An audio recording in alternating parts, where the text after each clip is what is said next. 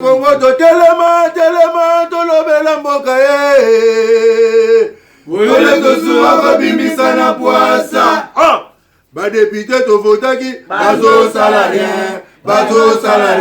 To tele la funa bazo salarien. Congo to lega na mwamba bazo salarien.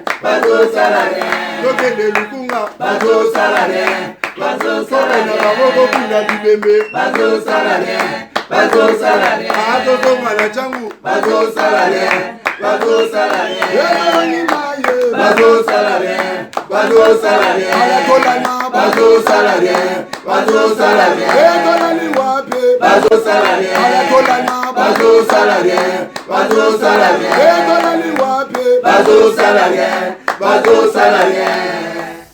Napesi batu nyonso bozwi likama ya kotala biso lelo lundi le 13 février 2023 na nyonso mbote nazane sero makasi vous êtes début à semaine et là mon amutu nyonso sans exception ici que zwamio na ebete batu mususu ero alingabima aketole akotole c'est trop dire ki ndolukela bana eloko kolia na tambo wa transport ezalité na ebete na bolingo pe na makasi ya kolo on se retrouver toujours. Il faut avoir la foi.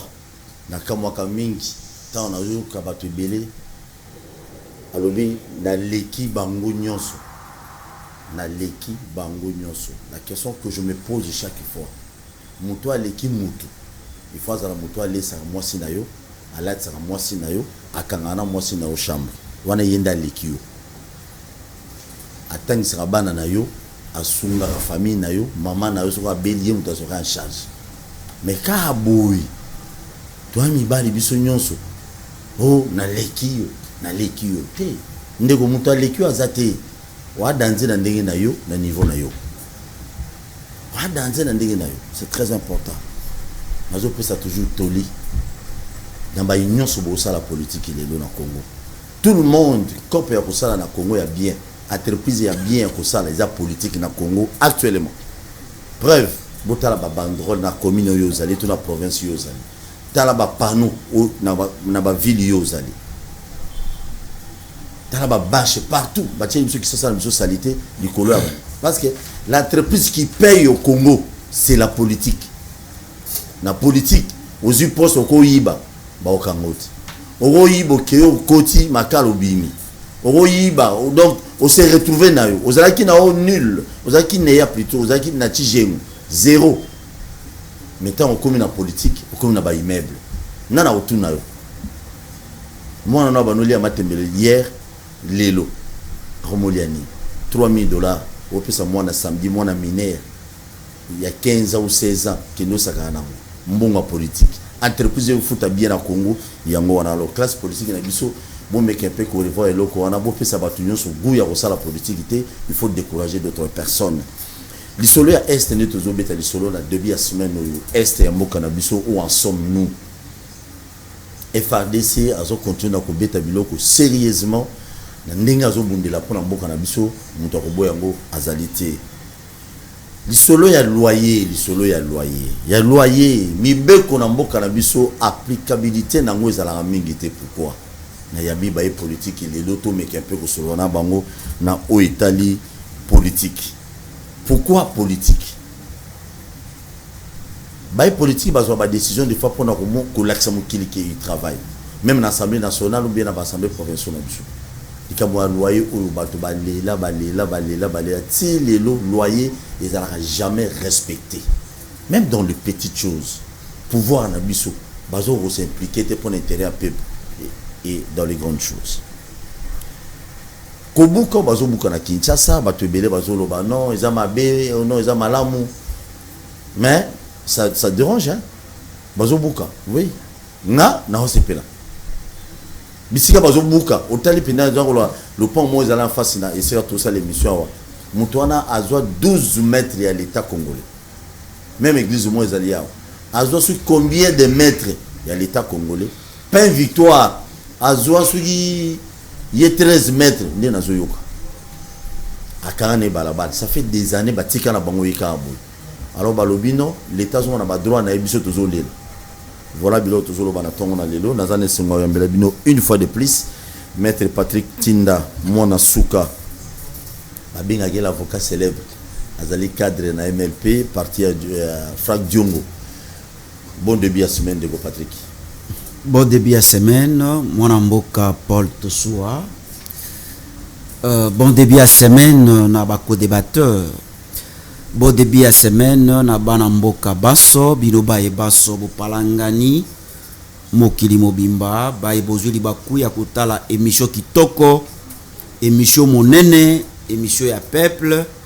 Mwana mboka oyo bakobenga bongo mwana suka Maître Patrick Tinda mongali bonga mwana okata ongolo ogbusheshe oyo azali bongo secrétaire national na parti ya mwana mboka Franck Diongo, parti MLP apesi bino baso mbote bisika biso bino bozwa bibongo ndeko Paul Tosua tika na profiter na émission na yo na pesa bongo mbote na bana ya MLP baso o bakola na ngai na ngonga eye na bosanite mwana mboka Franck Diongo héros vivant na pesi pe mbote na kopesa pe mbote bongo na bana ya funa baso aussi na bilenge nyoso oyo bandimi bongo mwana mboka Maître Patrick Tinda bayambi bongo komba na ngai komba ya MLP na pesi bango nyoso mbote baye babenga bibongo ba jeune très bien révolutionnaire na pesi bango nyoso mbote.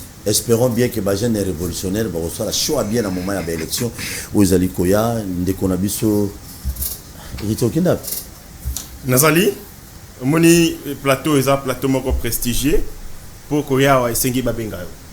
Donc salimon mikolo ebele on nous ofunda pas battu na bianga mité peuple bino botinda ka biso to beta biloko awa papa onde aboyi ko benganga sikawa lobi abenga kingai nazana matanga na yebisi eke nakoya donc na respect nazana ngo pona bino peuple soki ya beninga nakoya soka bengite nakoya te donc eza ironique ko tuna motuna wana po yo moko oyebi boni autorité morale za malamu sikawa moi kokoso moko ezali esengi pe na dénoncer yango tomoni veuve ya ministre premier ministre na ya kala Ngund Carlibon moi sinae maman Wivine c'est ça non bon, voilà je crois kombo yango na maman Wivine c'est ma trompe maman Wivine Landu akomi mokanda atindeli mokonzi ya mboka mokanda wana lobi ako accuser le professeur Modeste Bahati a botoli bongo ndako na ye villa ezali situé na avenue Tchachi numéro 50 kolandela réaction d'avocat il y a professeur Modeste Bahati et umela gité ba expliquer le lenge kani villa wana ezalaki d'abord na colonie belge après banque na biso o babengi banque du peuple et sombaka bongo propriété wana le condo maréchal Mobutu a salaka lettre et donation en 1994 mais seulement lettre wana ezalaka na effecté parce que la propriété appartenait na banque du peuple na yango wana le professeur Modeste Bahati a sombi lopango wana conformément na mobeko et pas carrière ou azali na qualité maman Wivine a kosala na ye en réalité une tentative escroquerie dans le pango et y a été parce qu'elle a été déboutée par plusieurs procès na ba carrière et belebele. Donc ezaki maman na likambo to ko mona ngonga oyo les gens ba ko se lancer na campagne de sap contre le professeur Modeste Bahati na makambo oyo ezanga motu na makolo. Donc le pango wana na avenue Tchachi numéro 50 acquérir yango conformément à la loi. Mamba Nabiso Wivine Landu azali ni na qualité ni na titre oyo ko pesa ndingisa ya ko réclamer le pango wana. Merci beaucoup. Merci na bato bozota la biso. Je crois que na hotel bino élément moko oyo wapi DG Martin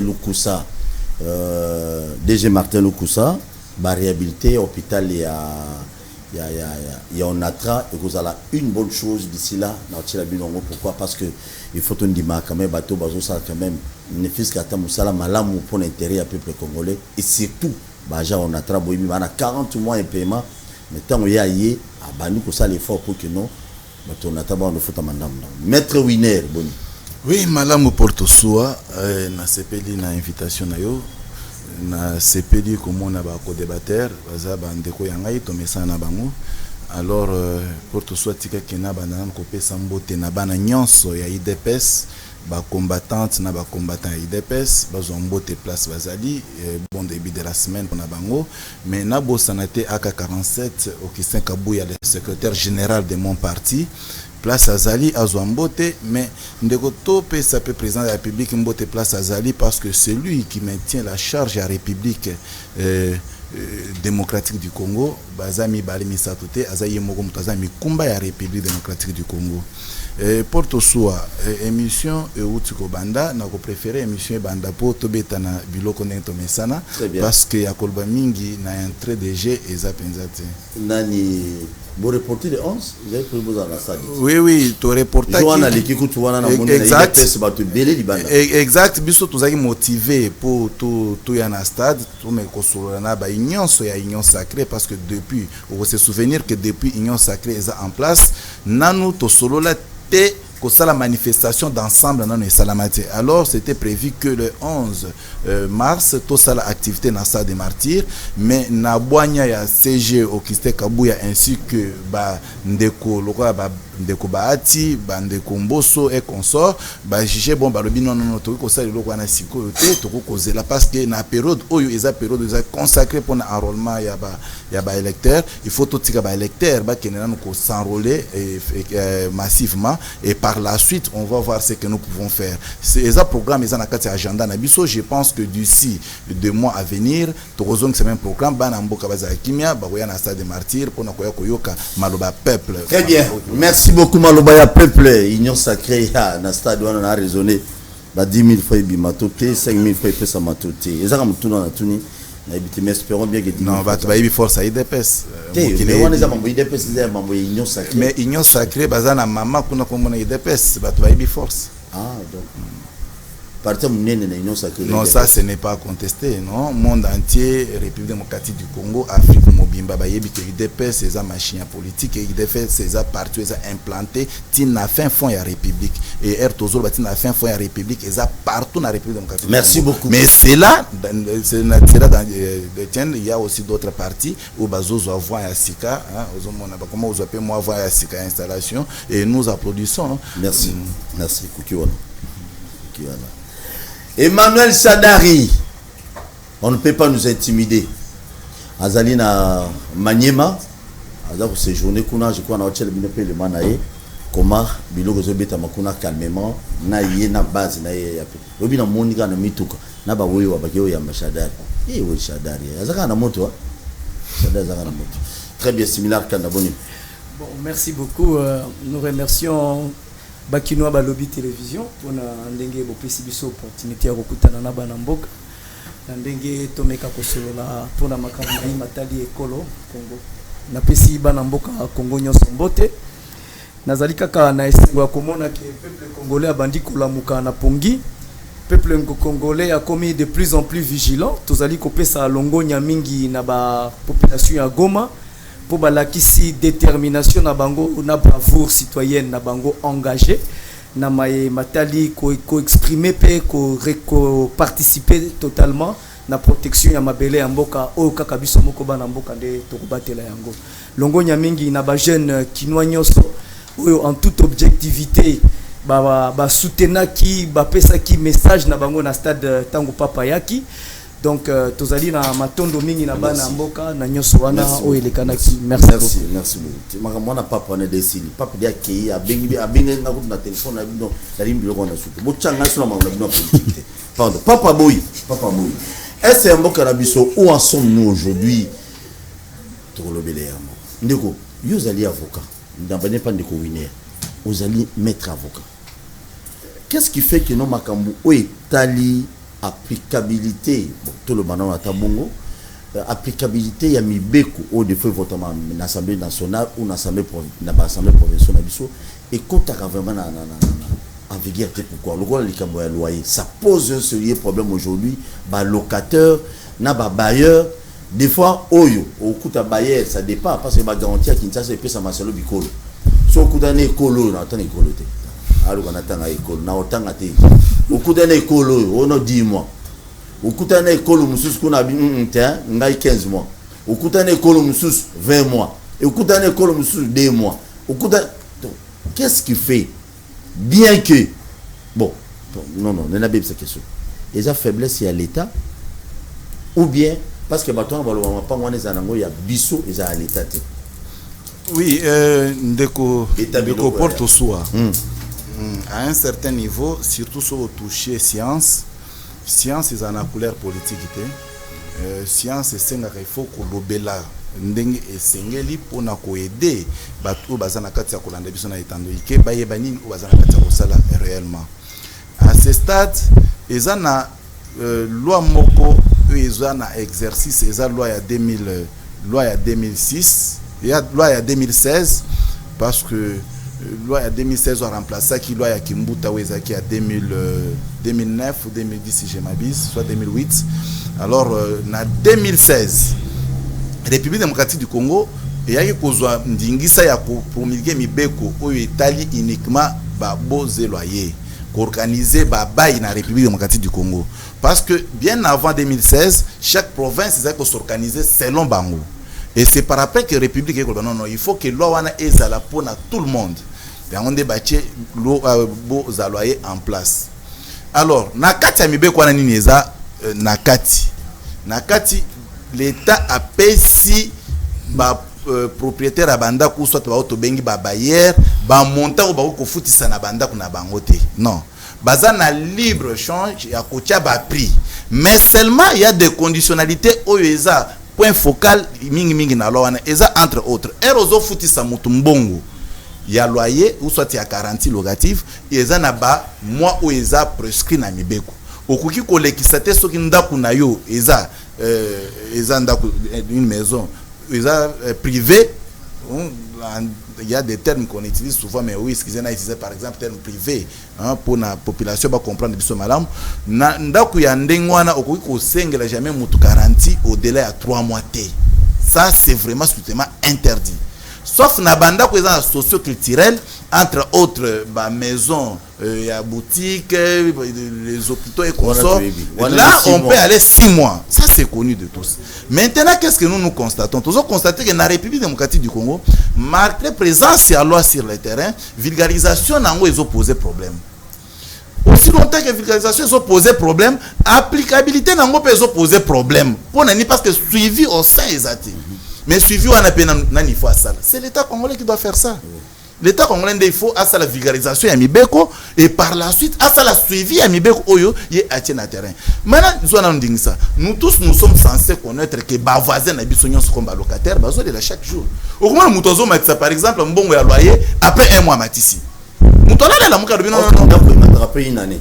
Non, na Mibeko actuel eza na Mibeko akala o ba pesa ka ningisa ke ndako il faut mata après 3 ans. Ce qui 3 ans matisi ndako te erozo matisa ndako. En même temps, garantie peso mata en valeur en d'accord. On est mibeko akala mibeko akimbuta. Mais actuellement, balongo la disposition na loi na biso. Disposition les a lisouste. Comme il a soki ndako e mati, yo pe osani garantie pe mata te garantie les autres na état wana. Mais seulement avant ya komati ndako mibeko e pesi précision te. Ndelo musuto yaka na ba itando eke pona webisa batuki. À chaque fois bozo voter ba député, il faut pona ba député ni bozo voter. Il ne faut pas voter par député ou tobenga de patakoti. Aye na ensemble la ne pongi. Aye binité il faut ça exactement. Basale mibeko wana ezape na barrière juridique na kati. Loi wana ezope sa précision te que en cas d'augmentation andaku, quelles seraient les conséquences à garantie locative et pesi en moté. Mais par conséquent, bana bazo sibir. Et sa population congolaise que nous sommes. Vous comprenez au moins. Parce que yo komata no ndaku. Ndaku lenga na elongo na $100 et comme $200. Mais garantie na ngetika na intact na $200 ne na pesi la kyo. Quel est le sort de la garantie et très bon par conséquent garantie est comme moins. Ce qu'on peut l'appliquer, qu'est-ce qu'il faut faire aux avocats? Mais c'est de là que je vous dis. Oui. Il faut d'abord vulgariser. Une émission, il y a sens à émission abordée. C'est genre des émissions ils à la télévision. Il faut qu'on puisse savoir si je veux éduquer d'abord masse, si je veux diviser bateau aux yamana plateau si je veux apporter contribution dans compte de la population congolaise. Maintenant il faut constater que sujet ça il y a échange politique, des propos vexatoires, c'est échanger tout ça. Oh population s'attendra biso pe mingi na terrain wana dit. Population sont en train de souffrir, ça pour ça sujet au fur et à mesure que tout ça vulgarisation donc pour l'appliquer, il faut que sur l'Assemblée nationale. Non, c'est déjà en vigueur. Donc suivi dans le loi, c'est déjà en vigueur, c'est-à-dire c'est déjà applicable. Mais seulement ils ont que application dans fait fond, ils ont ça les mater, sauf si vous à tribunal. Sauf si vous à tribunal, parce que la population congolaise en soi, pour comprendre qu'il y a déjà une loi qui existe, il faut les respecter. Maintenant, la loi est comme se faire respecter quand vous à tribunal. Or, le tribunal n'a vu son micro, comment ils ont fonctionné. C'est trop, ça fait mal. Ça fait mal. Ça fait très mal pour nous comprendre que Ozan on a raison. Imaginez-vous le bailleur à quoi la mouki a biso que nos lobby mananda préavis exact. Et surtout ceux dans le pouvoir. Et surtout oui exactement et surtout ceux qui ont un appui politique. Général de colonel. Soit un appui politique parce que d'Égypte. Ceux qui ont un appui politique parce que le pouvoir tout le monde a le pouvoir émane du peuple. Nous tous la population nous avons le pouvoir mais sauf que les politiques appliquent le pouvoir très mal. C'est là où il y a un problème. Merci beaucoup. Okay. Merci. Similar Kanda. Depuis le régime, il y a. Bon. Et si on parle du Congo, tout le régime, n'a pas exemple, parce que nous avons Kabila. Depuis le régime, il y a Kabila, m'a garanti, et tu n'as jamais que vous allez respecter. Congolais, belé, ils souffrent de ça. Tu as pris, pour l'appliquer, au lieu de mettre avocat dans le biseau, ou à lobby. Yo réaction de cause à la neto les cantines européens. Bon, dans 2 minutes. Je croyais que Tonatoloba sur Makambo Est parce que non, on va parler tout. Bon, merci. Par rapport à Makamboana et à loi, au moni, il faut pas dire. Ça dépend plus. Au moni, les locataires sont plus victimes et il y a eloko babengaka traitement entre deux. Hein? Quand vous rencontrez à deux, vous vous traitez. Hein? Et là, on est fragilisé comme les locataires. Or, normalement, ce côté normalement, na ba loi nyoso ile kana mboko ba sengara toujours que les deux parties il faut bakutana normalement pour la signature il y a contrat na bango ya bail il faut bakutana normalement na niveau ya autorité ya communal hein net na bureau municipal ou communal il faut bakutana normalement na bureau ya quartier na niveau ya quartier hein niveau ya quartier na ba bureau ya quartier à partir du bureau ya quartier ceux qui na bureau ya quartier beaucoup qui na bureau ya commune. C'est en ce moment là que l'autorité publique a commis un pouvoir il y a orienter les deux parties pour permettre à ce que base à la compréhension il y a accord bako signé et ça la en dehors il y a loi mais maintenant c'est les gens préfèrent plus s'arranger entre eux mais maintenant bakenda kaka en cas de litige oh bima nanda kunanga na ko bimate bima nanda kuna mate ndo mona ba commis devant autorité il y a l'état maintenant commis ko Lukasko maintenant a tranché mais le mal a été déjà accompli. Je pense que il est important maintenant que parce que c'est un accord entre deux parties. Mais il est important maintenant parce que l'État, ce sont des maisons privées. Mais aussi, une chose, il faut savoir aussi, dans le cadre de la protection des citoyens, il est important aussi que l'État a plus rigueur que la loi puisse être un peu plus endurcie. De telle manière que les bailleurs au locataires, sans que l'État a informé, peut sanctionner. Et qu'au préalable, adapter loi nabisoana de telle manière que Mututu avant a comme la possibilité à rendre maison locativement habitable a comme na kosenga autorisation il y a logement créer moi et le mondial autorisation à logement que pas commune maintenant tant on peut autorisation wana donc commune a droit à faire louer ndaku na wana pour location habitable ou commerciale. Pourquoi ndengwana? Parce que il faut pas que moni na mboka Congo eza erreur moko boye lelo batu bakokota na ndaku ata banguna baboya ba louer ndaku commune a koyebate. Vous comprenez? Non, ça c'était avant. Oui, tu es dans les bons, c'était avant. Oh à l'époque sur mon commune à balabala automatiquement chef de Ria Yebi, chef de Kacha Yebi. Mais aujourd'hui ce n'est plus le cas. Ce n'est plus le cas. Alors, or maintenant, il faut maintenant qu'on réadapter nos lois par rapport à Bafaïwana. Ce qui doit adapter la loi par rapport à Bafaïwana. Et puis de deux, avoir des gens qui comprennent c'est quoi être bourgmestre. Avoir des gens qui comprennent c'est quoi être chef de quartier. Pas Moutalala qui n'a tongo pour abeta qui mbundana se anzetali dame brisquement pour soit taza tribu mokona X tona Y brisquement comme bourgmestre. Au moni applicabilité à la loi peso souffrir pe na eloko wana. Comme bonne marche ya mboka et ça peut ko souffrir pe na eloko wana otozali koloba nomination fantaisiste, nomination tribale, babiloko tout wana et ça ko créer ba dysfonctionnement à l'état ou ils ont ko paralyser à grandement paix sociale et à Banamboka Congo. Merci beaucoup Nabanzete. Mais le mal aussi, ils appellent ma casse. Dans quel sens que non? Que ce soit les Bokoumens, que ce soit les chefs de rue, les chefs du quartier. Porte-soi.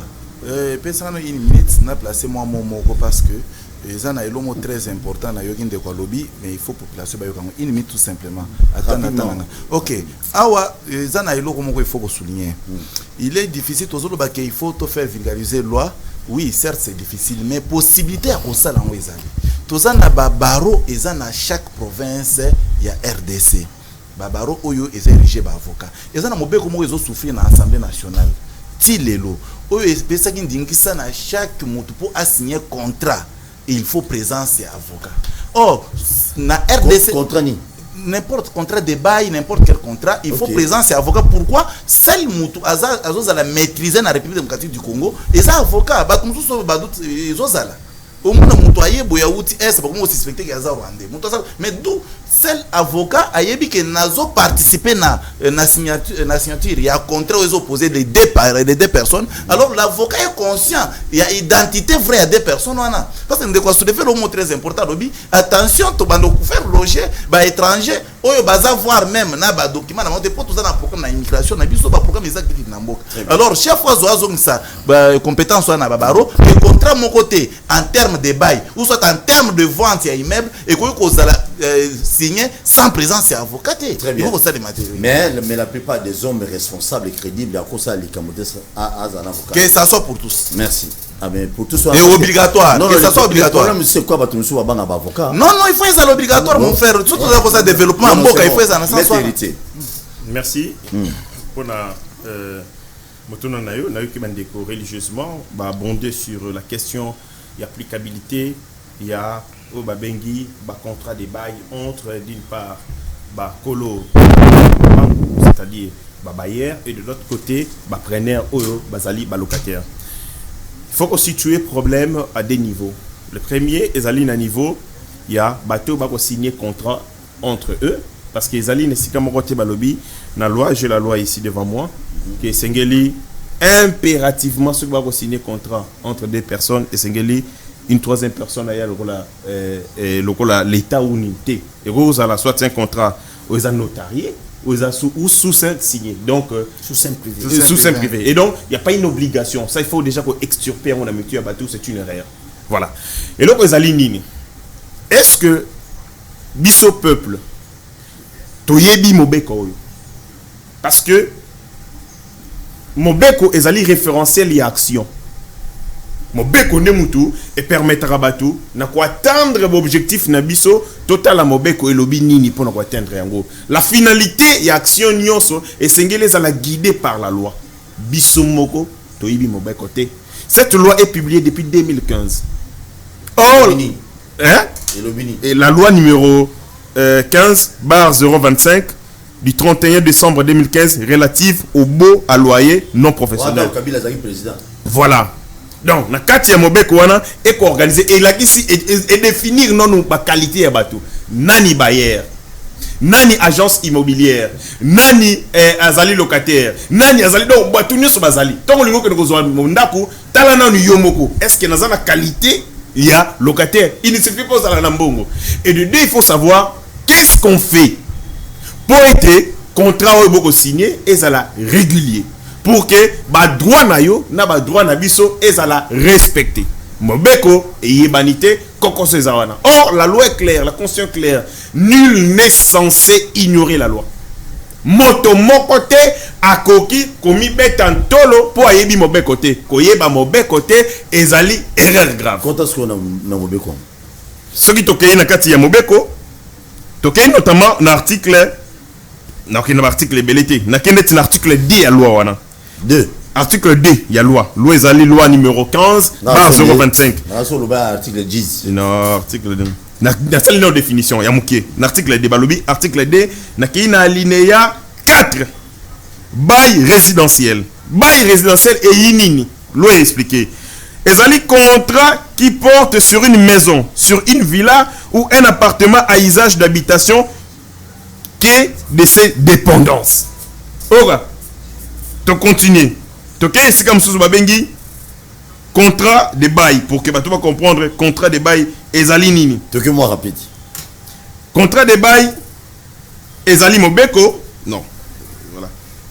Qu'est-ce que je suis en train de Papa résumé on rapport des autres résumé on non excusez résumé non. Tokei garantie locative ezali ego Sabino je comprends. Non, c'est normal. C'est une loi, c'est une loi. Non, ezali mobeko ezali na ba eteni ebele nazali ko zonga na page na zonga place makamoni et c'est que c'est mandekoni voilà garantie locative ni nezali garantie locative somme d'argent versée par les preneurs auprès du bailleur pour prévenir son insolvabilité ou les dégradations du bien loué.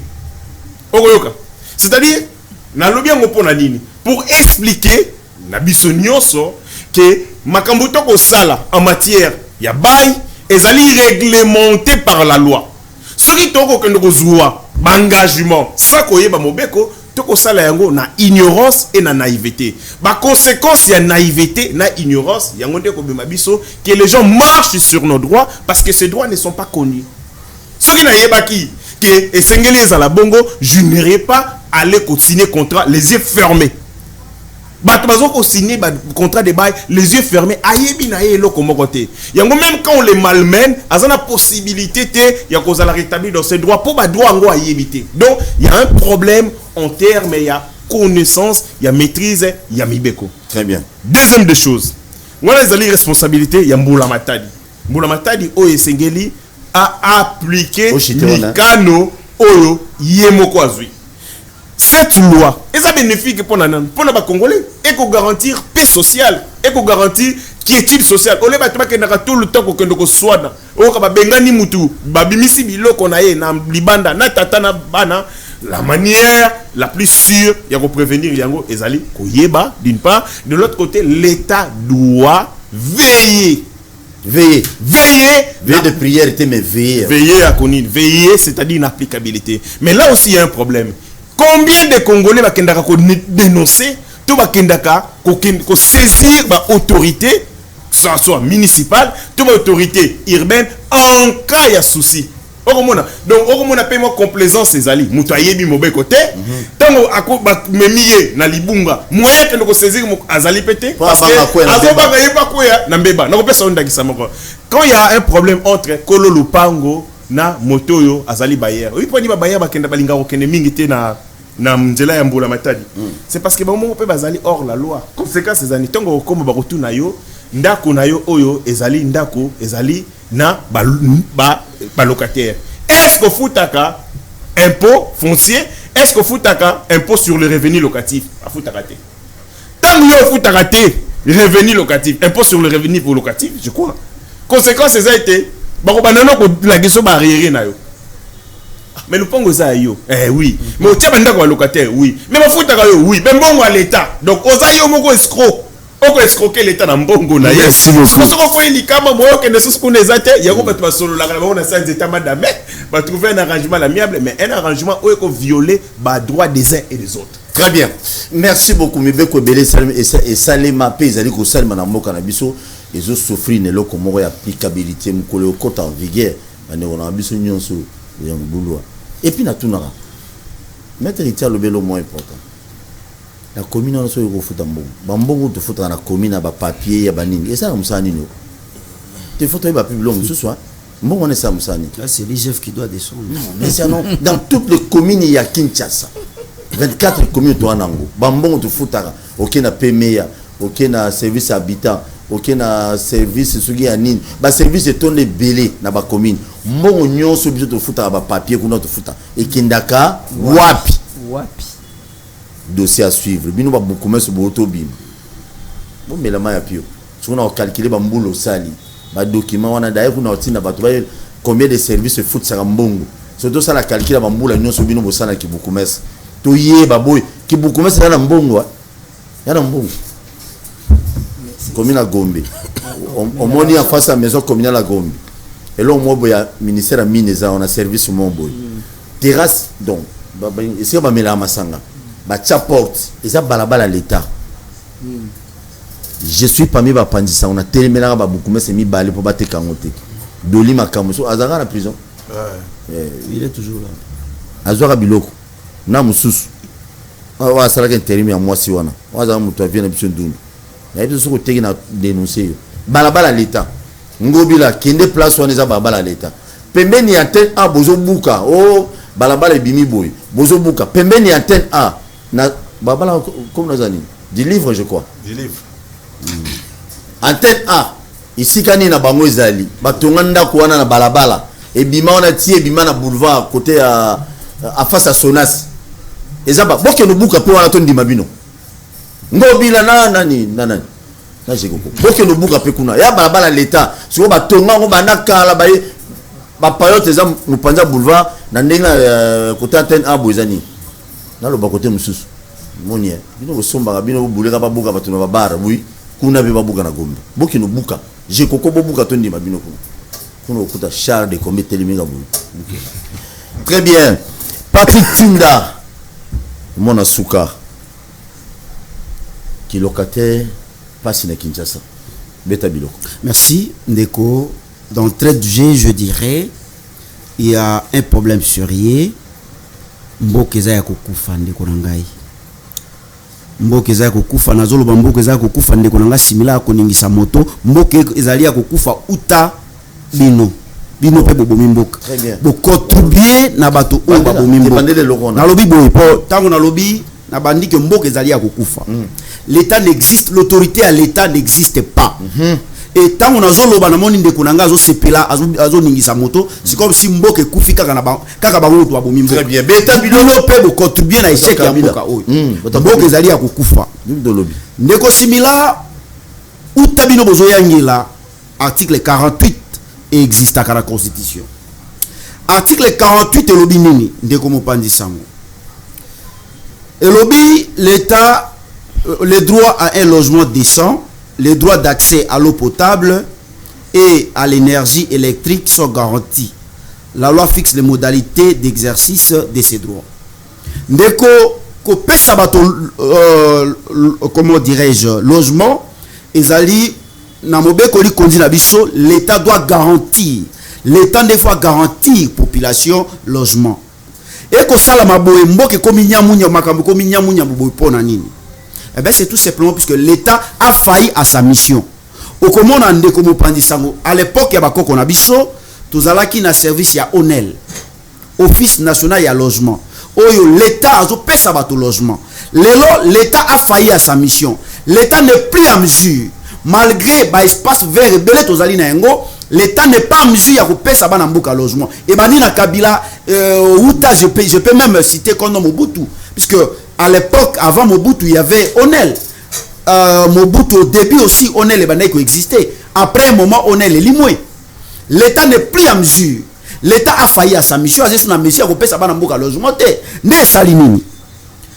comme l'état n'est plus en mesure les privés maintenant bazu les devant des individus bazotunga mo banda kuna bango bazopesa bana mboka logement et aussi bana mboka misusu bango moko bazomi lukela ba logement na ndenge na bango et salité comme ba privé moto bazopesa logement aujourd'hui ndeko mopandi sango malgré la loi de 2015 donc il de 2016 il faut lire ce n'est pas 2016, c'est 2015. La loi numéro 015 la loi numéro 15 025 du 31 décembre 2015 relative au baux à loyer.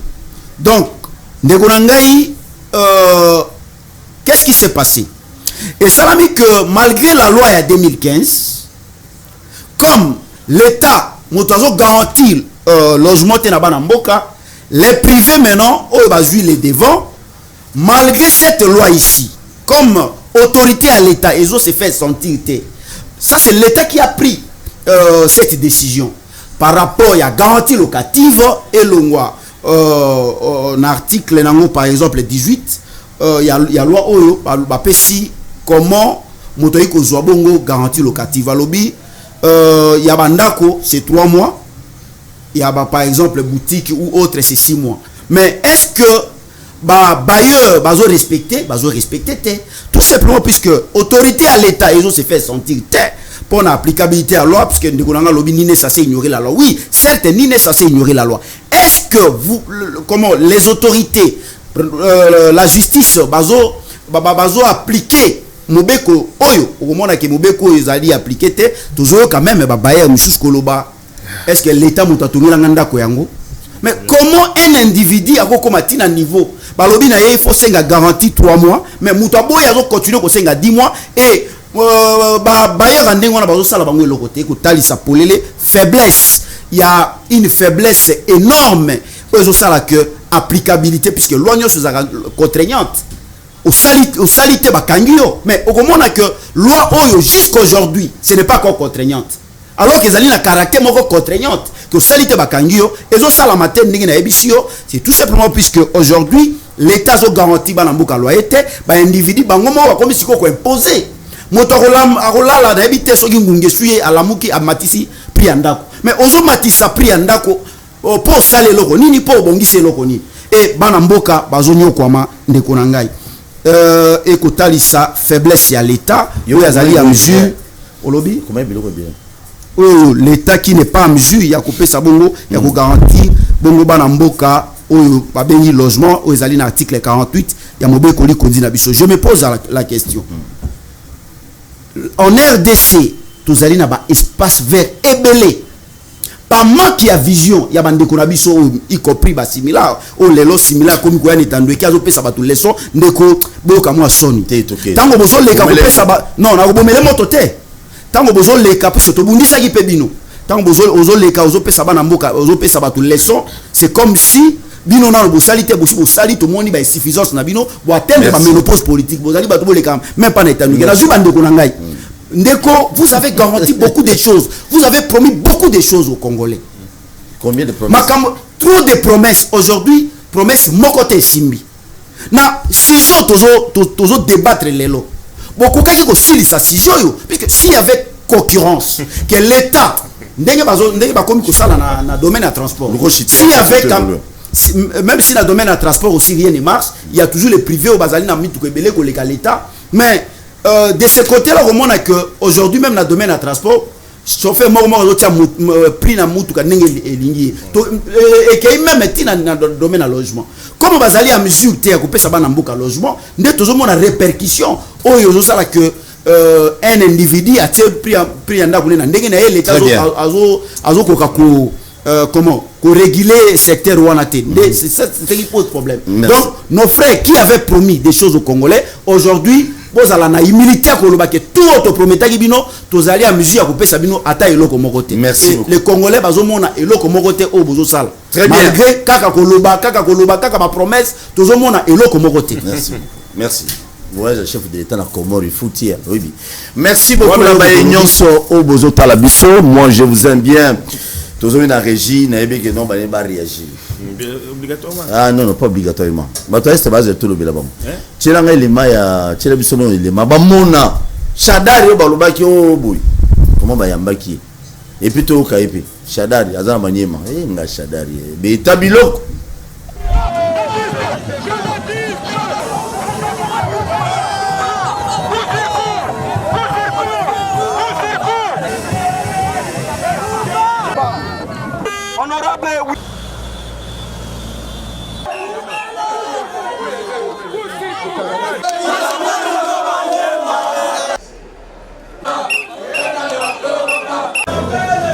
Province d'origine, chef de la province de moi-même, c'est Kimbu. Je suis venu ici comme tout le monde. Nous avons été invités par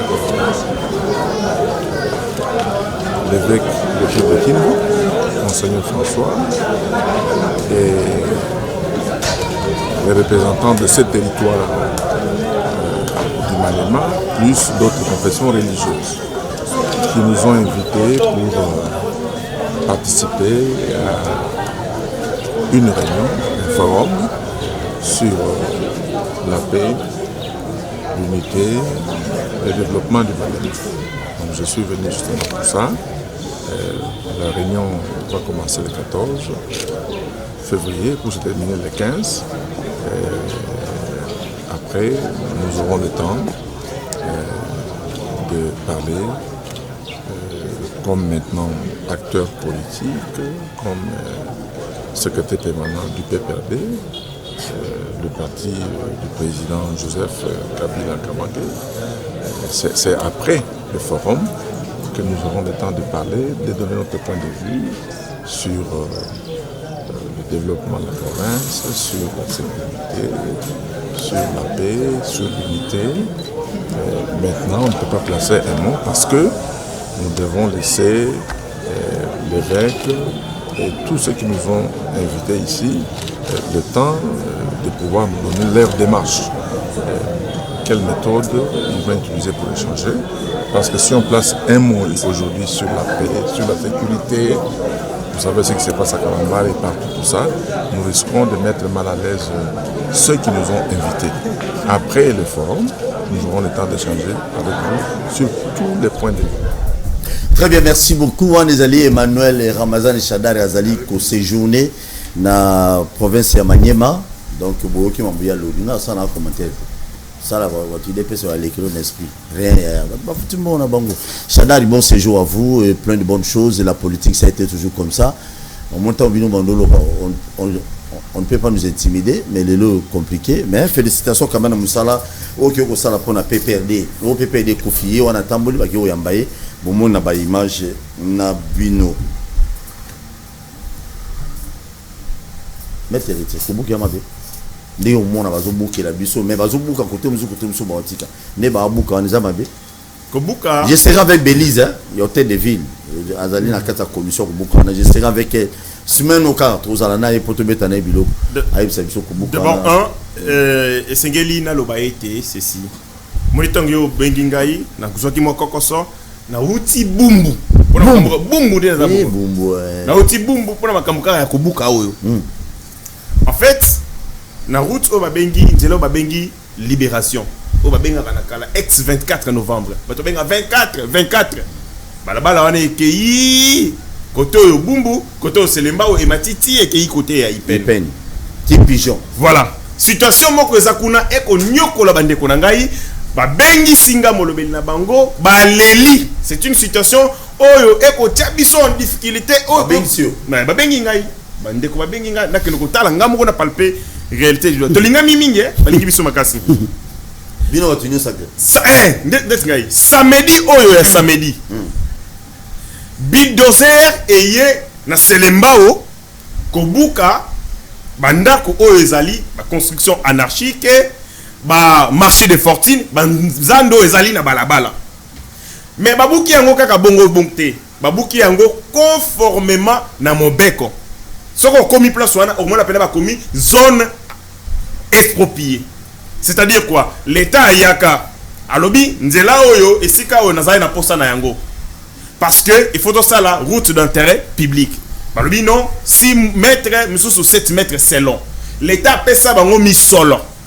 Apesi bango misolo. Baluka esika ya kokende ko fanda pour que batike la nzela wana parce que l'État musala na ezali ko protéger bateau ya ye peuple na ye. L'État ko za la voyouté, l'État ko za la bandité. L'État ko créer ba situation pour mema bateau na kanda na ba révolte yango a sololi a négocier apesi mbongo. Et si là sikoyo samedi oyo babandi ko ya ko buka tracteur ye e bandi ko buka babuki tete babuki pena zone expropriée l'État ko sala conformément à la loi. Mais toka mokaka boye balongwe na bumbu bakatisi balongwe na selembao bakatisi na bumbu. Mais ce qu'on a bumbu place ba ko buka esika nini eza zone expropriété telle conséquence de paraît-il bazali ko tambusa tracteur selon. C'est-à-dire, Bazaï Koto, vie bourgmestre adjoint, il y a Bumbu. Afin de yemoko par arbitraire, ce qui n'a sentiment, a comité Babouka te. L'État a kobuka ki boudite. L'État a boukaka et Sengeli a solo là. Maître, pardon, on a sensible. Pardon. Deuxième an. Oui, si vous savez que non, au lobby yomoro mte union sacrée mte FDC bourgmestre adjoint a mis bidozer. Tracteur, petit frère achat de combat. Baki no buka bandako abatu mususu. Ozali na liste ya obukate. C'est-à-dire que voilà, bourgmestre adjoint ya Bumbu. Bourgmestre koto ezali Selembao. Koto ezali soko za na balabala. Na 24 la 24 la liberté. Koto Selembao. Koto Selembao. Koto yo. Bumbu. Tokei. Bon c'est là papa. Non mais Tokei. C'est une erreur. Tozana démocratie. Tozana démocratie. L'avantage avec nous c'est que motomoko akokiko mema l'état nambeba biso tozali na devoir ya kozongisa ye parce que tozana besoin ya kimia. Bokoyoka. Très bien. Ça dit on est allé buki ba construction anarchique na commune Mususu.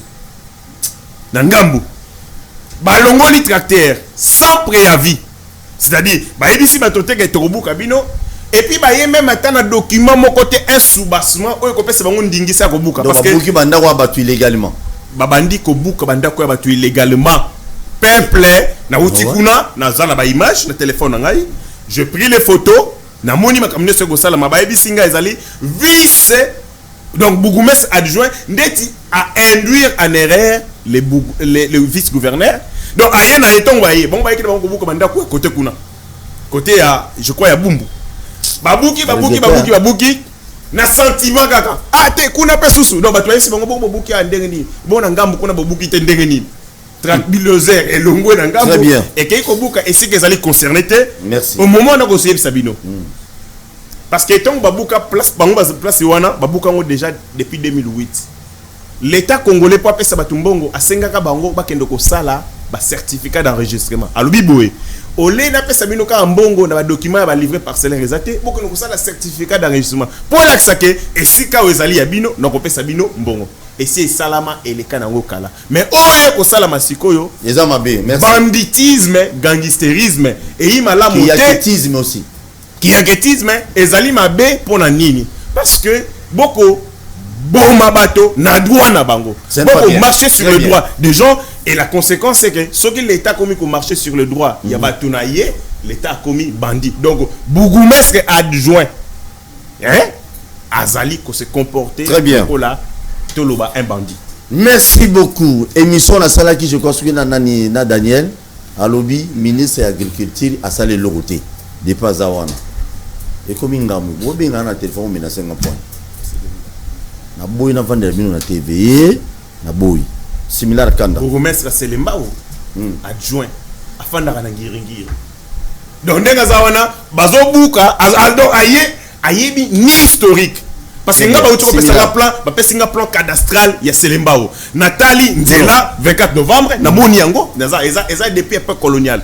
Na moni Nzela na moni bandako do bandako wako buka nyoso kanga photo ezali na na papier soko lingi na la limisa ba document nyoso c'est bon j'ai les documents c'est plan cadastral ya Selembao depuis époque coloniale ezali bourgmestre afana kana ngiringiri ayebi Selembao te aye na ba tracteur na vice gouverneur to buka wa babuki to buka to kena le pas bandako za na kata ya plan cadastral maître bandako Selembao ba siliki sa kitokote za mabe maître Patrick Beta Biloko ozo wa kubuka Babuka. C'est bon, similaire à la calme. Oh, le bas à la calme, similaire. Ngani modérateur. Comme sous ngani mo pas disango. Ah, bato kabila bazakambo. La boutique à la salle émission. Maître. Mais il venait de parler. Oui. Maître, dis-nous un peu. Yebisa biso nanu, yebisa biso. D'après yo. Après avoir kubuka et après parce que na moni na avenini kimonza non na bosani bisika babuka wana so babuki batie ka aboy et après bato bazonga susi mamba otongate na koloba nano na ndeko ngai soni na bino honte à vous ayopé non tika no makambo ya mboka ezali makambo ayopé te Beta Biloko ndeko boka moi soni je crois que au président qui est comme moto ya kulutu na ngai Bahati Lukwebo kulutu asa talisi ba ménopause politique na ye kulutu azali sune loko akopesa ba congolais te lobi kabiliste monene na ba simila lelo akomi tisekediste et ndeko mayo koloba moto boyi ko condamner zali chef de l'état lobi ba nommé bourgmestre oyo ayebi même pas historique ya komi mais qui a nommé ce bourgmestre mais zanga wanate ba bourgmestre belé bazape bongo ba yebi historique ya komi je crois que moto yo ko condamner zali chef na bino ya union sacrée. Vous ne pouvez pas condamner les Congolais. C'est comme si les Congolais doivent nommer bourgmestre wana. N'habite yozo condamner nani. Ozo condamner chef Nabino ou bien ozo condamner ba Congolais. Moi je pense que la personne que vous devez condamner c'est le chef de l'État. Et tant ozo lo ba makamba ko buka. Ndeko nangai, moi je pense que nyonso zali faute Nabino.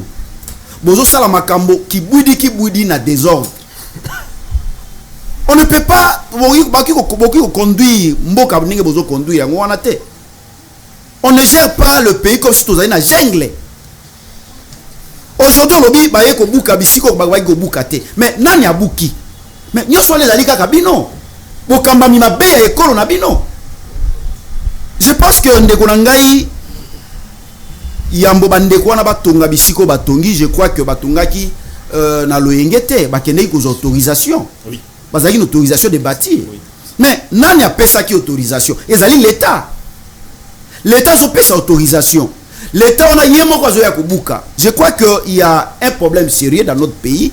Comment l'État il pesa autorisation, moto atongi a dépassé ba mbongo na ye et puis a fouti même mbongo na l'État pour pas pesa autorisation, mais le même l'État yemo kwa ye lisusu abuki. Au moins il bozo pesa bandeko passe. Je crois que bino boyaki po bobongisa na wana nazo s'adresser beaucoup plus na po bino pe bozeraki to monaki ndenge bozeraki ma belle lo bokomba tisekediste. Ozana leso pesa batute. Ndeko mo panji sango nazo ngasikoyo na motuna oyo tuningai olobi bazo suka kaka na bobuka. Vous pensez vraiment que makambo ebele o bazali na yango ya kosala bazo sala te? Vous pensez que bakozonga bisiko babuki po baya ko sala alors que makambo ebele bazali na yango ya kosala ko pesa solution na problème bana mboko bazo pesa te? Pensez-vous vraiment que batona bazo buka bakozonga po babongisa bakobongisa na bango te? Tokomona kaka ndenge tozomona wana baye babuki basimizela baleki batika ngo salite bongo et moto yo babuki esika na ye. Pensez-vous que à cause de peine wana ya ko bongisa esika wana, je crois que ekokoma te ezali ndoto kozela même pas que ekoma. Ce sont des gens où va se préparer à quitter pour diriger Mboka et les Congolais ont compris que ce sont des amateurismes. Nous sentons l'amateurisme à la tête de l'État, des gens qui ne se sont pas préparés pour diriger le pays. Bangonde tozomona yango zomona batatonnement, hier wana bandi ko condamné, ono esiko bande baliga babuka te bae babuki, et totali ça amateurisme. Nabino bozo koka eloko te boza na humilité ya ko démissionner pour bokoki eloko te. Toki libino temps boyangela biso mais bokoki eloko te. Tant ezokoma oyo Congolais doit se décider alongola bino bokende pe eloko moko bokoki ko pesa ba Congolais sécurité te ba makambo tout bo promettre ezaka prometazine soki prometazine na bino bozo benga prometazine si prometazine eloko moko te ba Congolais ba palper eloko moko te tomoni par rapport ya ba promesse. Merci. Même Kofi aloba na lo cité wana il faut maloba misala le kamaloba nebele. Oya bino malobele ki misala nebele. Mais quand est-ce que bosa la ba Congolais musala? Boyaki on a pas na kolela lela, boyaki on a pas na kosala kolakisa biso mbo kolakisa biso. Je crois que moi Sony okoyoka etango kozwa maloba on eloko moko malonga kolobezali. Mais yo komo lobele ndeni. Merci. Maître Winner Betabilo. Avantage c'est que ceux qui toyena etando ike to pesa toujours impression au banque sabaninga. C'est-à-dire maintenant na mitunaka pourquoi il faut bazana ko banque. Mutuna yezo ute pas journaliste et utake pas nga Maître Winner te. Mitune utake pas porte soi. Betabilo. Mais batuni mutuna ko kine ko répondre l'autre. Alinga oyebi ba politicien basani. Il y a pas politicien ba ya ko ça ba débat politique, ba se bazo secrétaire toujours derrière des paroles des autres.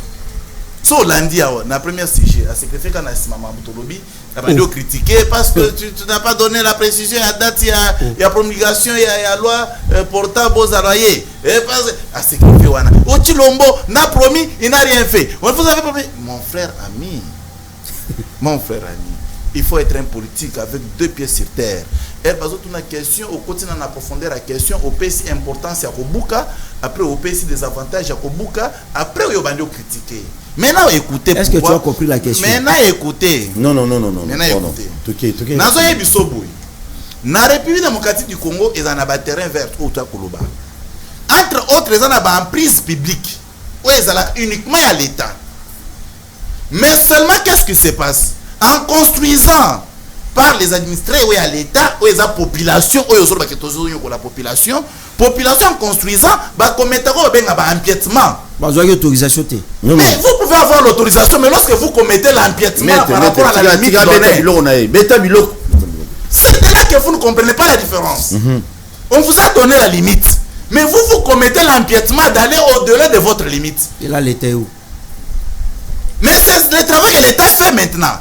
Parce que quand tu dis l'État est où, on t'informe que l'État est en train de mettre de l'ordre à tous ceux qui ont fait les empiètements, chers amis et frères. Et dans ces conditions-là, vous ne pouvez pas condamner l'État congolais. Ça va revenir à la propre turpitude de gens qui ont fait le déplacement des limites. Et dans ces cas, comment vous pouvez condamner l'État congolais qui vient pour mettre de l'ordre? Non, Maître Patrick, ce n'est pas à chaque fois que la population de Bisso, vous essayer de retirer sympathie à la population. Politique et machiavélique, nous avons vécu ça à l'époque. Ton chef direct a utilisé la même politique, a se retrouvé comme député dans la période d'Assan City. Quand ton chef Wana Frank Diong, toujours dans la population de Bisso, a se retrouvé député en 2006. Mais aujourd'hui, on parle des lois de la République. Lui, il fut député. Qu'est-ce qu'il en a fait? Êtes-vous déjà au courant même une seule fois que chef non direct a ça proposé à l'homme dans l'Assemblée nationale? Il y a madame. Mais si lui, votre chef, n'en a pas fait, à combien plus fort que vous? Non, c'est de là parce que lui, idéologie à chef naé. Maintenant, c'est mon frère ami. Il faut être apaisé. Il ne faut pas voir tout le noir, non. Merci, Maître Winer, pardon, Tozonga. Et après quoi la question? Et après Kobuka. Question l'État a reçu la Nini Bisika au Bazobuka. Je suis là. Qu'est-ce que l'État fait? L'État a un programme naïe. L'État congolais ne peut pas prendre le programme de l'État et le livrer comme ça, non. Parce que c'est de là qu'il faut base à la chimie. Tu sais, moi j'ai toujours été discipliné. C'est tout ça. Qui t'a dérangé? Mais bah, dérangé. Mais là, sur la maintenant, l'État congolais, ce que mon aïe n'a dit, c'est que Bouka, Babisika Bazobuka, et Zabisika Babenga en prise publique, en prise publique, et l'Inkolobani, et Zabisika exclusivement pour l'État. Parce que l'État a un projet uniquement pour l'État. Le projet n'est entre autres un batterie à football, un batterie pour les enfants. Il peut faire beaucoup d'autres histoires bagées pour les enfants et consorts. Ce sont des endroits appropriés pour l'État. Maintenant, parce que l'État n'a pas encore désapproprié ces endroits, comment il y a autonomie place one? Très bien. Na mécanisme ni yo ya net mutu moko papa. Omoni na matete na banunu. Papa banunu eza terrain ya batu ya bana ya banunu babeta ka ba les place wana. Mais ya monsieur ya ligne de station d'essence place wana. Pe ba assister pa ba ndeko na biso oyo baza en face ba assister ya na batono ba che wana ba kangi mbila ko simba te. Ah, qu'est-ce qui se passe non na terrain bazo linga ba station d'essence. Station d'essence na terrain ya bana. Et puis terrain à Kala. Terrain à Kala. Depuis 1900 combien? Terrain à Kala. Maintenant l'État va croiser les bras parce que ceux qui vont bouquer, c'est faire souffrir la population. Mais la population qui en tire pas le bénéfice. Parce que écoutez, non, mon frère, il va dégager, il va boucango. Et c'est comme ça que le terrain est comme il respirer. Mais nous avons 5 ans en même temps. Il va bouquer le bureau du quartier. Parce que les habilités pour les avoir. Les habilités, il faut pas bouger les sous. Parce que le terrain est vraiment vide. Mais l'État le fait pourquoi? C'est pour nous les administrés. L'État est salamu pour nous. Papa, beaucoup de Félix Azoui qui t'a gagné un terrain et t'a dit jamais. Azoui salamu pour la matete. Ils ont terrain à manger sur la banque pour respirer l'air, frère. Merci beaucoup. Et mon frère ami. Alors, la construction anarchique, et ça autorisé. De la conséquence de la construction anarchique, Banzela se condi. Nous avons eu la mutuka. Climatisé. Climatique. Moïse. Non, c'est climatique.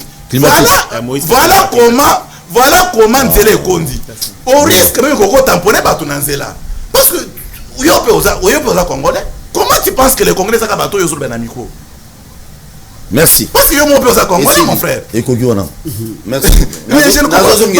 Par les faits qu'on le met dans le micro, on se tirer comme Congolais. Maintenant, la chose, c'est pour mon frère, on ne peut pas laisser ces endroits-là utilisables dans le sens qui n'est pas bon. Non, il faut réglementer. Merci beaucoup. Il faut réglementer la règle. Merci beaucoup. Mais il y a pas on peut vous lire si le lot on dit on a architecte on peut vous lire qui boudi mais na bamboka mususu au moins na rompo uleri wana ba osel kitoko et bien mais tala ka ndenge ezali et bali si à la longue au monde ba tonga ba boutique wana o to signer contrat na individu mo ba tonga ba boutique. Moi ici je à la longue moi je vois la République na hôtel ba tozo tangilanga ko ba komisi na ngati. Moi je vois la République. Non ngana lobi na parce que hôtel de ville ba bêtise à hôtel de ville et concernant na mo union sacrée. Ah wani foye ba. Non wana ba bêtise. Merci. Similar kanda nde ba buki kino à cause de la nini bisika bazo buka wana.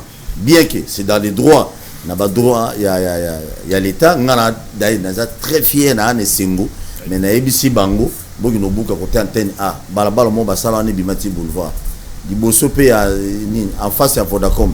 Ah oui je vois donc balabala na nga ina yebi beta bilo de Paul au moni le peuple congolais toujours senga na bino bozala na vigilance citoyenne engagée. Bon. Vigilance citoyenne engagée zali nini? Koyeba ke monguna azokote la biso pe monguna za na kati na biso. Nazali koloba lelo na remercier d'abord le SP Ramazani Shadari. Shadari. Oui, Omega. je tiens à les remercier, à les féliciter parce que un homme très humble, très courtois, très galant, très social. Dans ce jour le Kanaki passé qui a été accueilli sans mobilisation de façon très populaire parce que le PPRD est en bonne santé.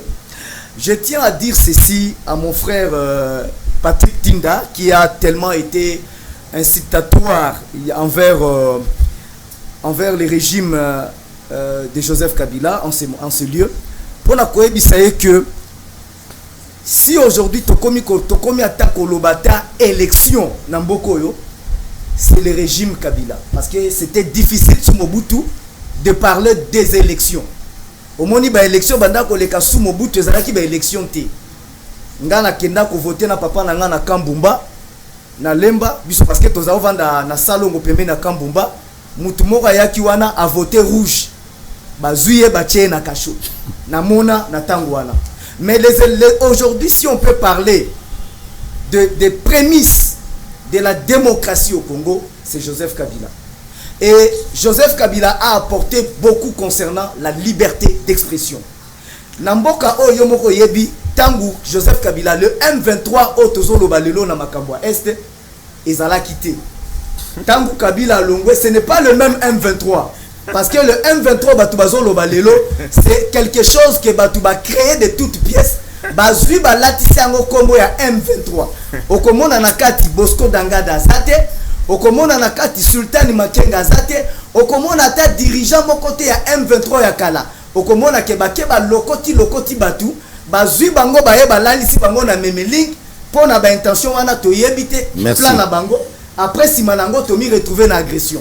Donc Patrick Yebango bieke tangu Félix Tshisekedi azoki mboka président Félix président c'est bon tu évoluer normal on a Kabila pe bano le kana tangu azoka pouvoir akutaka compagnie d'aviation babengi Congo Airways lelo yo ekangi clé eza na faillite akutaka société de transport Transco o lelo e koma ko sala demi terrain okozwana ndazando okitide bonhomme nazokende natikiye po ba élément osalibia on a ko pesa na sepela na autre deuxièmement na lingi na lobaboye eloko moko peuple congolais bozala vigilant bozala na vigilance engagée émission ebandi présentateur a lobby tozokende na makambo ya est mais siko ndenge tozaboye tokomoloba makambo ko buka bandako bozomona teke ebuke libandako oyo esalemi 1 sans na absence de planification soko landi bango moko na absence de planification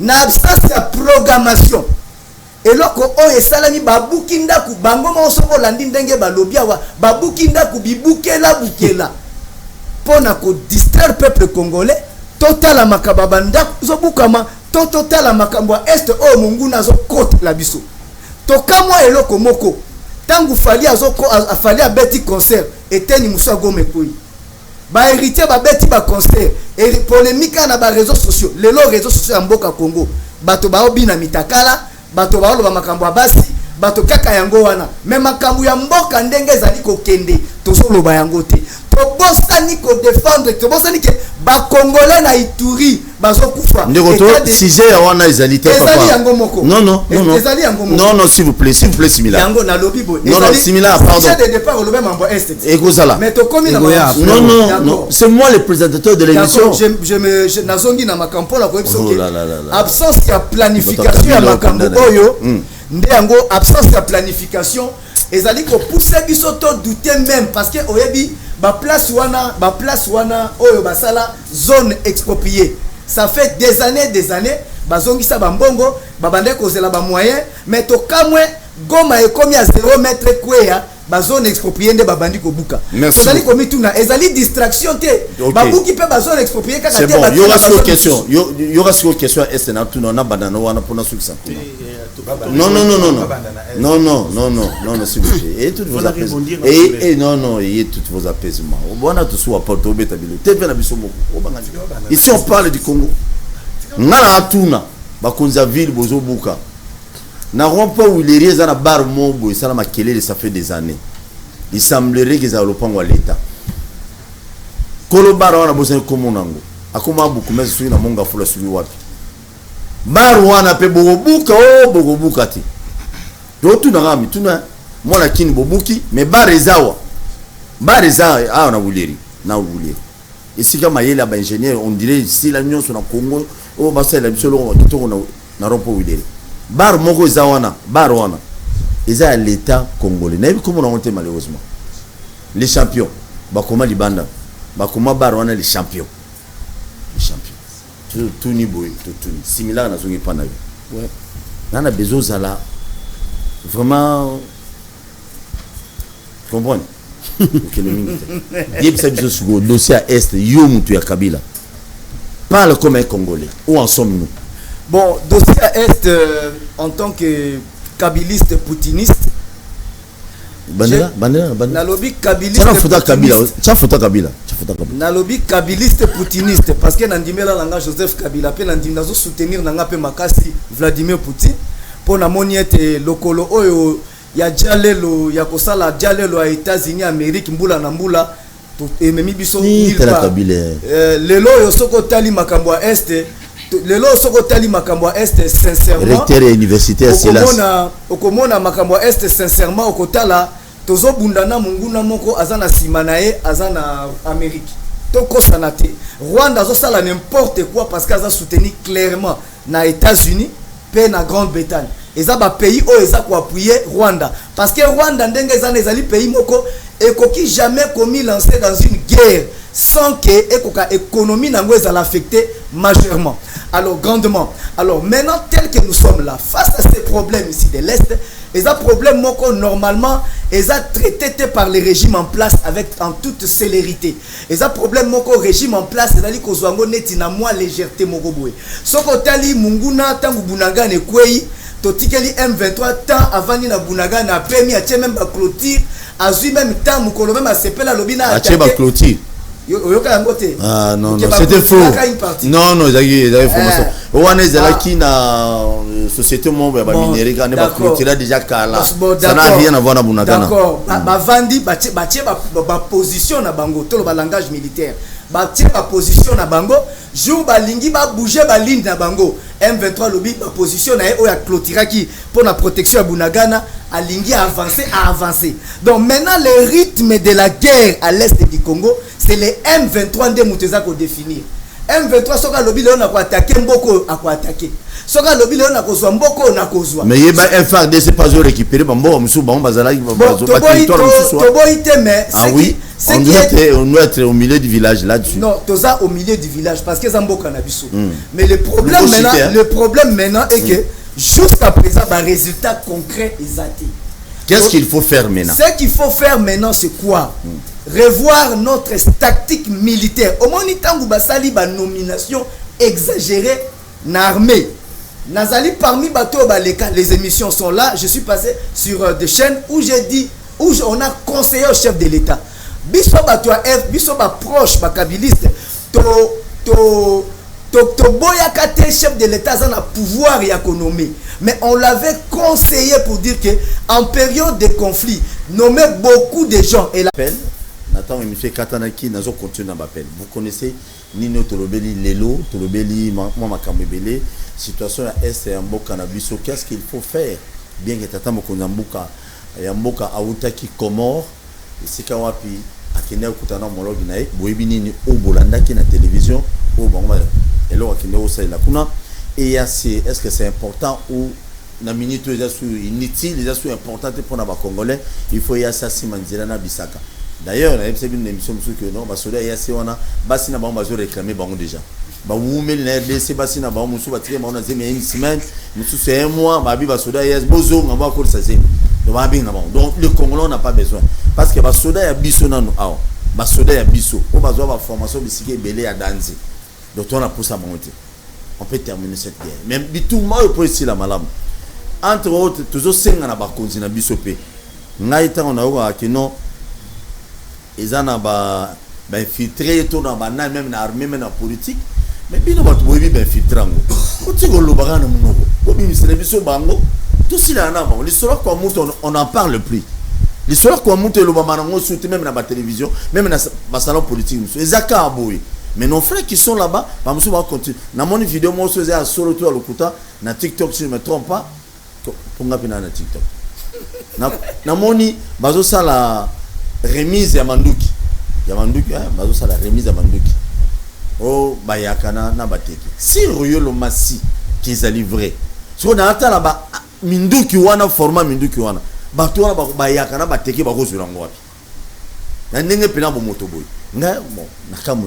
Alors bakonzi botika ba discours non il y a main noire il y a main jaune il y a main orange on n'a plus besoin de ça boyebi main noire bo kangier bo bimise to monier bo condamner bo kevancer na makala et vous allez une bonne chose parce que bande bazo kufa kaka ba la politique ma ba la politique oya ba politique congolais peuple congolais to bailler na biso ngo to bailler et c'est ce que je vous ai toujours dit na lobaki alors mon a début émission na kena ma campagne na mo le pont moi munene namoni sentinelle on a bi amoni nga pas journaliste bonjour nabi bonjour nabi ndeni bateka mapango abi nabi za lo pango nani atangene nga kombo ya mobutiste mombo et nazui kombo ya mobutiste wana bano benga ba mikolo muso ba yeba mo makambo bien na bano yeba papa na kufaka na 2001 si je me trompe pas abi azaki nango suki 8 parcelles ba ville à bongo concession bona na pigeon bande ko ngai eteka minda munda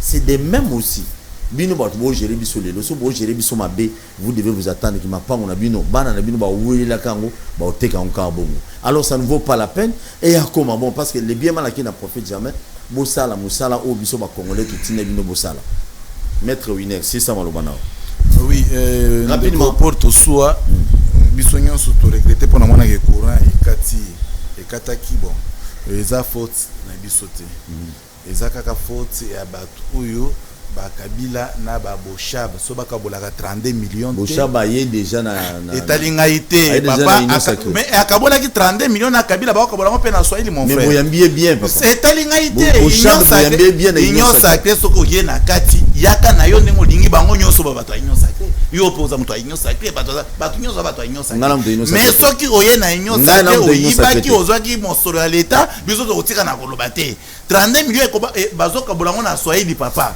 voilà non kabila na boshab kabila tuni boshab ou tabeba combien boshab yese non boss nga ifona zo autant mais mbongo uti na braza 32 millions ya snet mais les boshab tuni tanabeba combien kabila muto tunaki boshab miko hapa na 32 millions wewe utabeba combien boshab yebise mimi tabeba 10 millions donc bakabola kabila minabeba kabila na beba 22 millions donc c'était grave maintenant pour to sou mais biloko asuka peuple congolais bazolo bakene il faut pas tozongela ka ba histoire ce qui veut dire que so zo boko zongela histoire c'est que faut botika la statique na l'état au bozali or l'histoire nous enseigne à ce que mabo et salama ki lobi salama li souste mais comment en tout cas et loba na wata mutu au peuple ndengeni au peuple ndengeni bozolinga to ba vérité te na mabole kanaki mais oye tozolinga to sala to sala ngo malamu ndengeni bato ba ko biso M23 na mboka bato ba créer M23 parce que M23 est sa création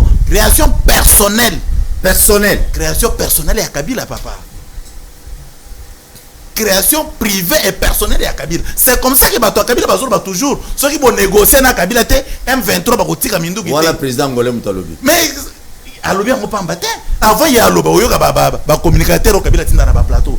Baloba kani. So qui s'est de soyi na bisoté. So na bisoté guerre wan bon. Aso na bino nini o ifa so na bino po guerre ici là. O pe bo o sala te guerre ici là avant que so na bino.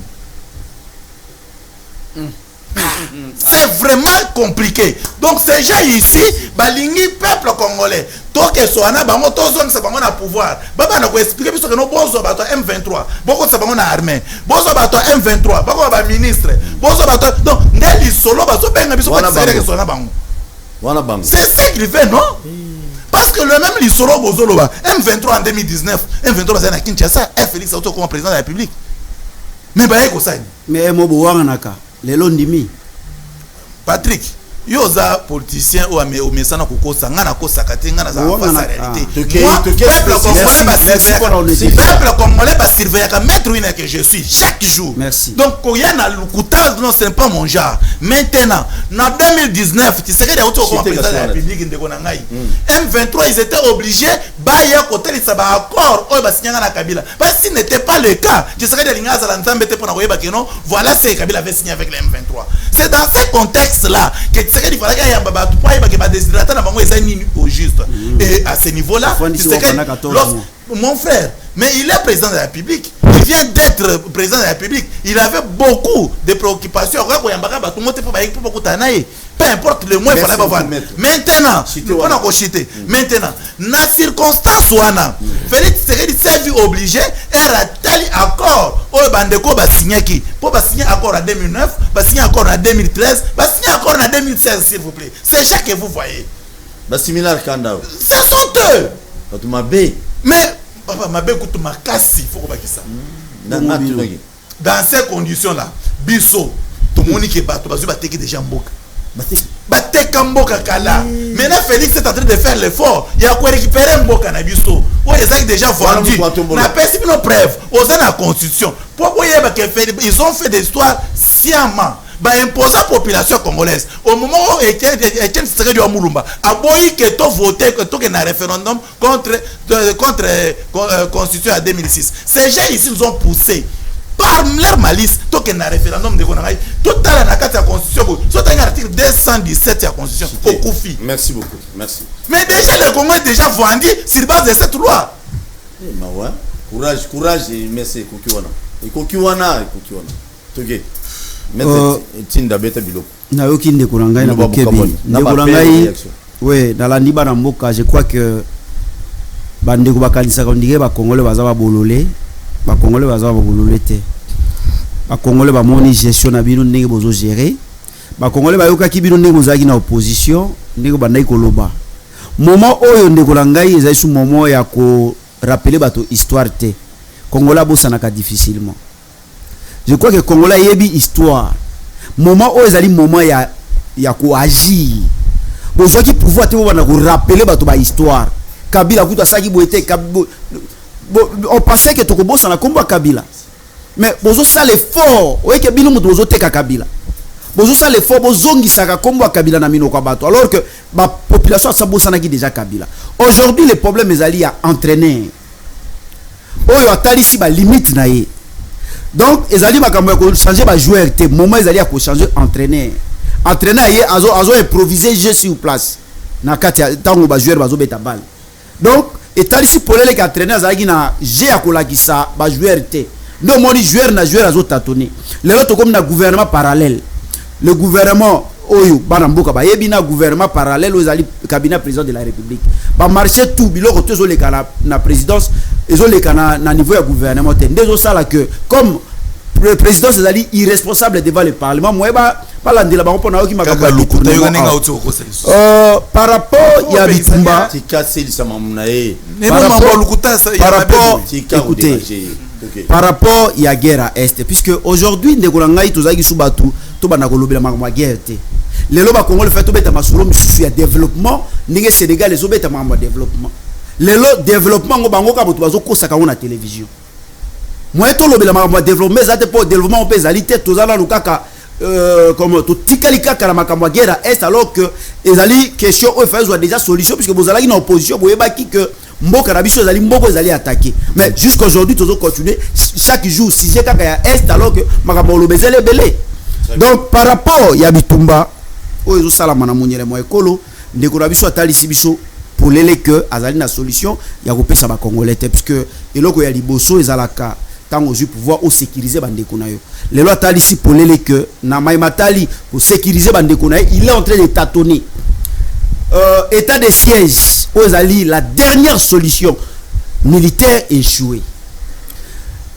bon longwe na état de siège vous moni que ezali échec bozolo belango lisuté boyeli biso communauté Africa Est bon même biso la communauté Africa Est aujourd'hui ba yena force régionale et awa état ici limite na ba français baloba il y a une déception lorsque le sujet n'a pas atteint son objet. Vous avez pensé na ba tâtonnement na bino au kanisa que communauté Africa Est, que quand la communauté Africa Est que peut sa solution et peut sa solution mais lorsque vous avez compris que force régionale depuis ba peut sa solution qu'est-ce que vous avez fait? Le loba na mboka bali va se prendre en charge comme Mouza loba, prenez-vous en charge pour bani ko beta ba na mboka gaz. Mais vous voulez quoi?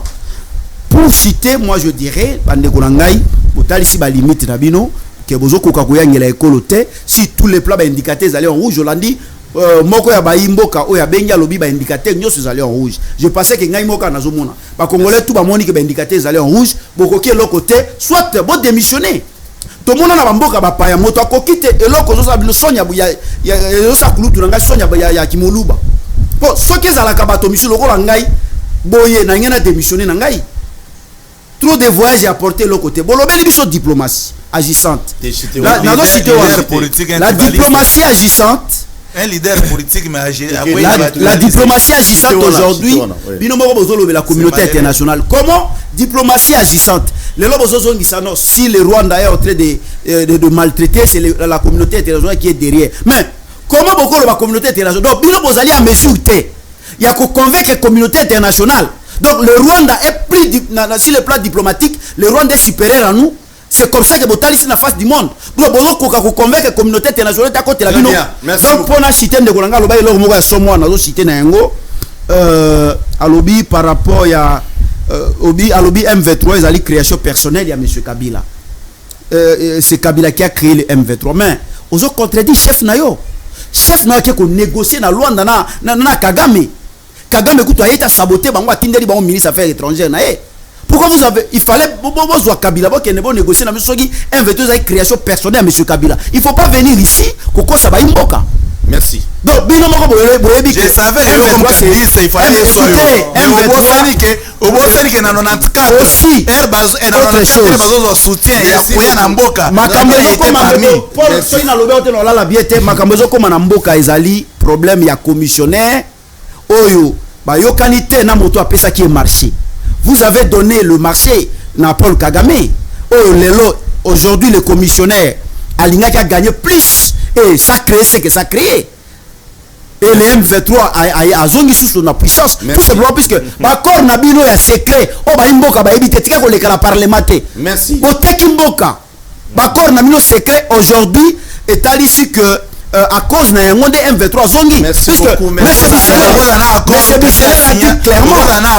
monsieur Bichel a dit clairement bobande ko tinda et pas kende ko donc nani Paul Kagame comment il va déjà Anapi je me pose la question déjà Anapi mosala nezarani oh le Paul Kagame comme commissionnaire RDC aluki la biso ba marché vous moni boye na pouvoir sans cause à la même na moi carnet d'adresse moko yango lelo Paul Kagame va appeler sa biso o ya inamba carnet d'adresse ndeko vous avez échoué bozo la congolais ba bololete ta ekoki bo kanga bisaka na bino soit bo démissionner je crois moment porter congolais ko sa charger na bino puisque bo tali ici bo lumbu na bino polele bo koke loko moko te ba pesa bino chance bo koke loko te bo tali bo lumbu polele donc moment ekoka ba congolais bo zala ngele to komi ko koma mwa mikolo zela nazo citer la kulutu to komi ko koma mikolo 10 minutes bota la photo ndenge Tshisekedi azwaki pouvoir Tshisekedi ntango azwaki pouvoir bota la photo bota la paix sikoyo tozo kende koma mikolo tozo sepela te na mboka kita.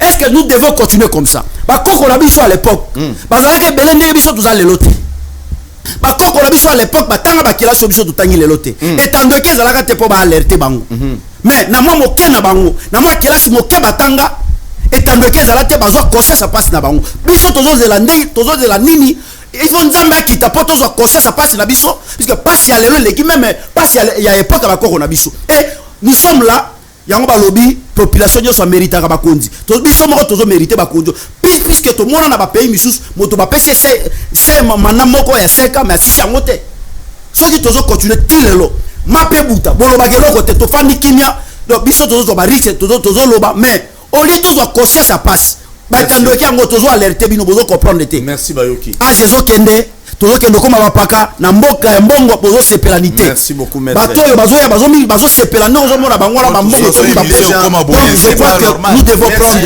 nos responsabilités individualisées na Patrick adage ya suka ya chinois s'il vous plaît non adage chinois je crois bayimboka bayokaki epanzani mokili mobimba ezali esprit à créativité puisque un avocat c'est un artiste avocat azalaka artiste et la plaidoirie c'est un art oyo yokaki wana epanzani mokili mobimba ezali créativité ya un artiste oyo asalaka pe moi mibembo na Chine donc moya ko rappeler ngo ezali te base la procès je crois pas.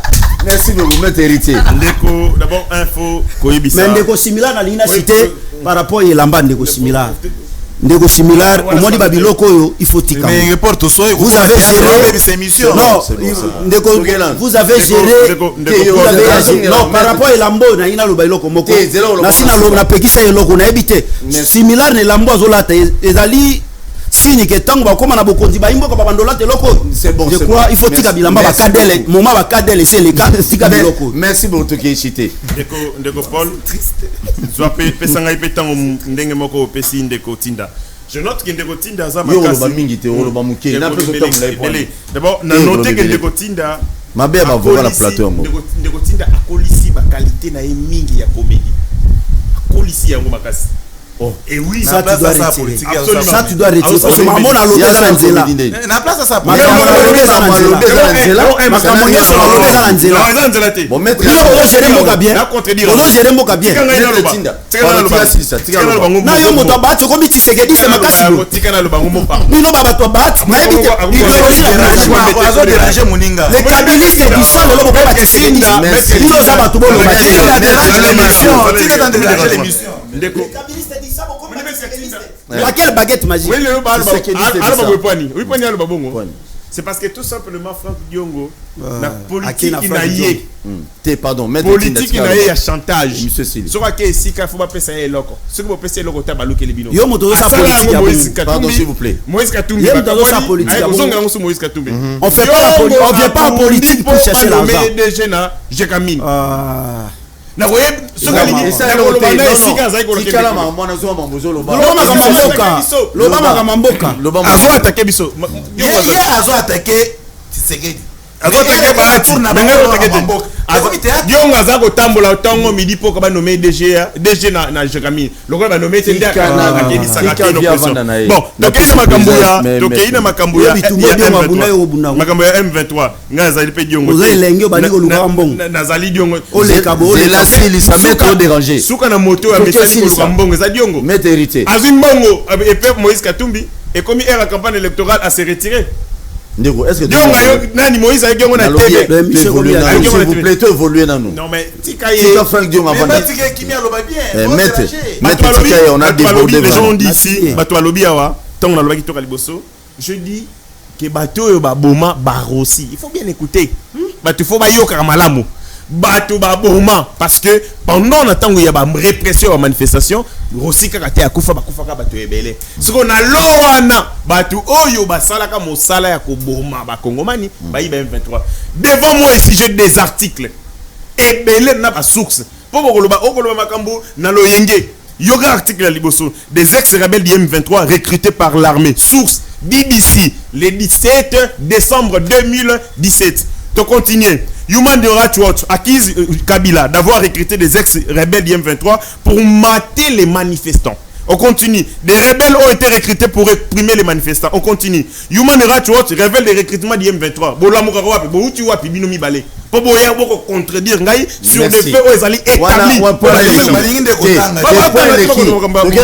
Et puis Nayoki, Bazoli, Ndekoton, maître Tinda Koloba, avec beaucoup de manières. bango ba ko kansende ba congolais ba bololé ils utilisent la souffrance du peuple congolais le la fond de commerce na bango pour la nini balinga bango pour la nini ba sepela na bango mais avant yo ezana ba pasala pe mosala wana avant yo ba congolais ba zoka safu Daniel Safou batina une assemblée nationale pour makambo yo ko sala mais conséquences na ngweza lelo akoma na sekina kati ya assemblée nationale yo ko to Safou batu makanisa ke bino bolingi ba congolais ko leka biso bino nde bozali na mayele ko leka biso bonya mais batindi bino kuna eloko moko te c'est-à-dire c'est ce que tu es en train de faire ko la gisaka yo lingi ba congolais ko leka biso eza lokuta ba congolais ba comprendre que eza no manipulation tout simplement likambo ezali awa par rapport à makambo ya sécurité les Congolais n'ont pas bien non, la guerre se prépare. Et Tumbo y a balkanisation, Kabila et clique na ba préparer depuis Kala, depuis la nuit du temps. Et regardez comment ba koyi kozwa Congo. Na pesa on ndaki sa moko. IGF a utago sala enquête moko, ba publier rapport na yango. Congo ezali na 65% ya Zamba. Et on dit à Congo 65% Zamba. O etikali ezali bongo mai pe mabele. Sur 65% et qu'on représentait 155 milliards d'hectares. Autozali nango 155 milliards d'hectares. Kabila teki 60%. 60% ya ba terre wana. Et tumba tomande ko sala na F Bazaï ba donc to komi donc boteka to komi ko revoir ba contrat d'exploitation na ba concession forestière au bokaba kokaba. Comme preuve, j'ai des éléments. Un jour, mon Kabila Rosalate, chef coutumier qui n'a qu'à parce qu'il considérait les Congo le quoi ndako na bango ba ko sala o ba lingi tout ça to lo baté o to vivre les lots et ça planifié depuis la nuit du temps. Kichanga est tombé. Kichanga binda na tiki yango Général Mugabo bango bazalaki ba élément M23 en 2009 ba recruter bango en 2012 na armée alors que l'armée en 2012 azongi sous M23 bon reçu bozongi c'est sous son armée tant que baninga na ya en face akosa anine atiki Kichanga il a demandé à ses amis ba occuper Kichanga nous sommes to lo baté tout ce que nous sommes en train de vivre ezali de la stratégie il y a pouvoir il y a AFDEL il y a pouvoir il y a Rwanda pour ko tia mboka na balkanisation et nous sommes entrés de résoudre un problème lié de plus de 30 ans. Faire la guerre, Bandakala, Bisopé, Toko Tia Siko Arsenal, Toko Tia Siko entreprise capable de résister à Paul Kagame, il y a des beaux agités. Ça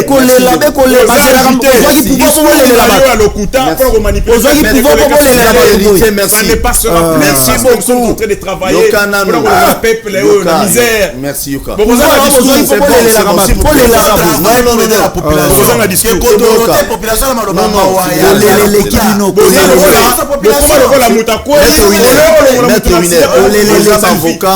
Il y a des gens qui nous suivent. Obama y est les baleki.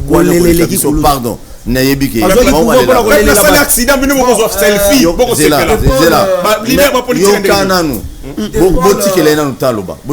Je tiens à te remercier, mais j'ai un peu dessus parce que répartition qui prochainement équitable était vraiment. Merci.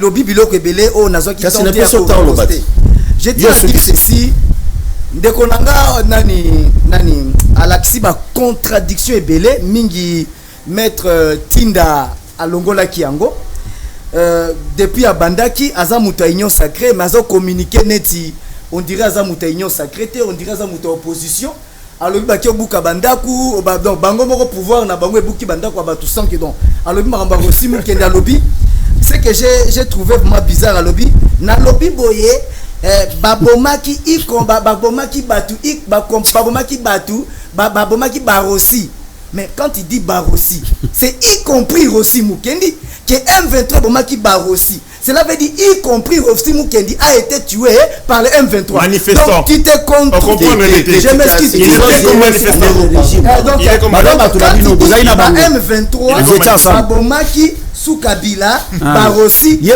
compris Rossi Mukendi donc ils ont mis contredit kaka non je te dis babomaki barossi tu as répété pour la deuxième fois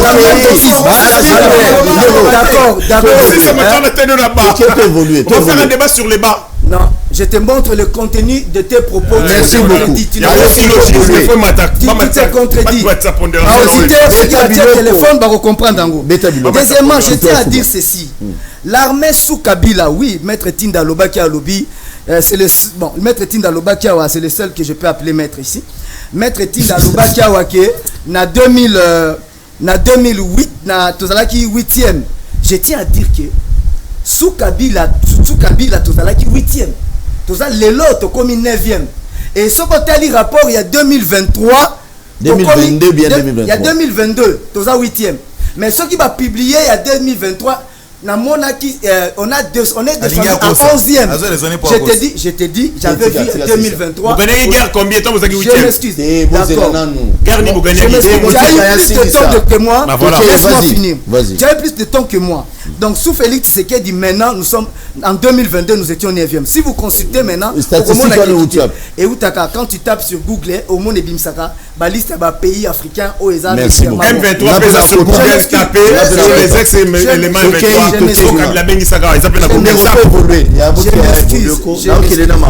Je m'excuse. On dit Balobi, embargo et longwe, tout ça. Mais je m'excuse. Sois quand même, relève quand même le débat, mon frère. C'est notre. C'est Bundi pour la balle l'embargo. D'accord. Depuis 2008, Kabila Kokate Atika Yango.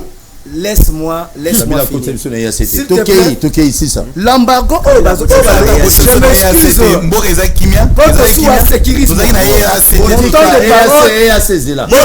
Militaire, on sait sécuriser. Vas-y. Je tiens à dire que le loyo agissement il y a IDPS au pouvoir. Ils ont risqué même bazongi sabiso na embargo. Parce que ils ont risqué embargo. Pourquoi? Parce que tout simplement on avait pourquoi on avait commencé à parler de l'embargo. Pourquoi on avait maître vas-y arrête avec Sita. Donc j'aime bien qu'on puisse c'est la seule maître aux reconnaît la religieusement, je pense que on est en train d'accuser notre armée Nabiso. Ils ont fonctionné comme ça là-bas, opération militaire Nabamaïmaï, soi-disant. Mais hors de l'autre côté, le Rwanda est en train de crier continuellement que l'armée congolaise est à fonctionner na FDLR. Or, on connaît que les États-Unis ont classé le FDLR comme étant un mouvement terroriste. Mais pourquoi Bozo Kozala n'a pas contradiction d'Engwana?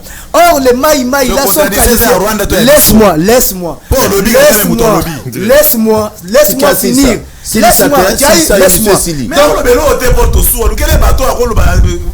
Laisse-moi parler. M23 donc Bozako Kendebiso na Bozako République démocratique de Congo na appurément ya ba argument ya Rwanda. Mais par contre Bozako travailler pour servir les arguments du Rwanda. Ce peuple congolais yoni na mambolobi. Na lobaye de Olobi le général à Kichanga. Non. Balobi biloko belé, tu m'as pas donné le temps. Pendant plusieurs tours de parole. Laisse-moi finir. C'est ta chaîne, tu peux me donner le temps que je veux. Non. Donc je tiens à dire ceci. Balobi général moko azali ko avancer général à Kichanga amoni ba M23 nde atiki nde Kichanga est tombé. Comment pouvez-vous yango nde ba Congolo bazola d'émission bazoloba pourquoi boza ko mabiso kana ba histoire ole ba mabiso na ba fait. Mais on les a fait. Je m'excuse.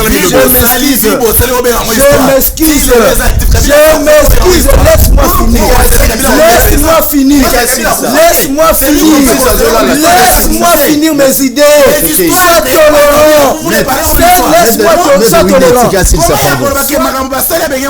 Merci beaucoup. C'est pas de l'histoire parce que Kabila est vivant. Merci. Toké, vas-y. Toké, c'est ça mon ami ceci. Toké, vous avocat wapi na baroni. Toké là aussi ça là nous. Bon, bazui Kichanga est quoi parce que général Wana a mais on nous a crié il y a plus de ça fait maintenant plus de 9 mois que bazo crié le souvent baba infiltré.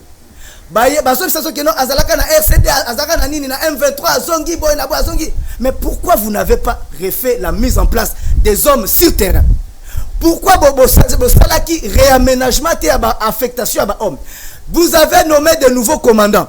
Pourquoi sur terrain il n'y a pas une réelle politique militaire tozo constater que s'il vous plaît. je m'excuse. Maître Winner, Tokei, papa, le gros chité de Ronangaï. Je tiens à dire ceci. À Bossanike, na 2000, à l'obi no ba accord Kabila signé na Rwanda bonabe. À Bossani depuis 1998, l'IDPS et Etienne Tshisekedi ont signé des accords. Papa, on peut faire une tête. On signé des accords avec le Rwanda. Accord, oui. Suite de vidéo, Vital Kamerhe Azolo Bango, il est avec vous dans l'Union Sacrée. Botunaye. L'IDPS, Etienne Tshisekedi est allé au Rwanda. Il a vécu pendant 2 ans. Etienne Tshisekedi a vécu. Vous avez commencé à vous êtes merci beaucoup.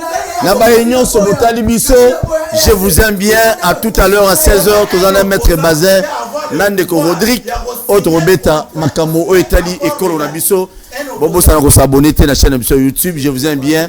Rediffusion émission Ezaline à 21h. Je vous aime bien. Les Congos, les Congolais, tout ce qui a l'éveillé, tout réfléchi, Congo Nabiso. Merci beaucoup.